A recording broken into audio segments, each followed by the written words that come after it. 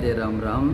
பிருந்தாவனத்தில் ஒரு மகாபுருஷர் இருந்தார். அவர் ஒரு சுவாமியை வச்சுட்டு அந்யோன்யமாக பூஜை பண்ணிட்டு இருப்பார். அந்த சுவாமி அவருக்கு பிரத்யட்சம் கனவுல பேசக்கூடியவன்.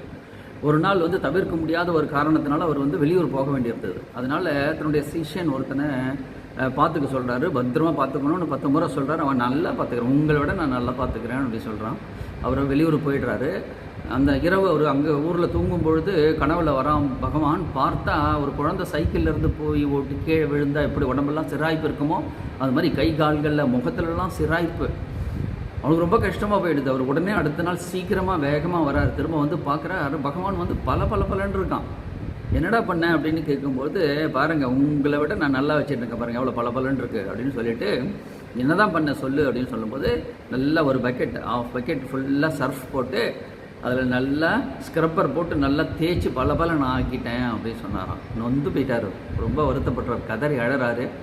15 நாட்களுக்கு அவனுக்கு மருந்துகள்லாம் பண்ணி போட்டு அவன் உடம்புல இருந்தக்கூடிய காயங்களெல்லாம் அவர் போக்கினார்னு சொல்லிட்டு, ஏற்பட்ட ஒரு பகவான பாவத்தோடு பக்தி பண்ணணும் இல்லையா? அவரை நம்மளோட குழந்தை மாதிரி நம்ம பார்த்துக்கணும் இல்லையா? ராதே ராதே.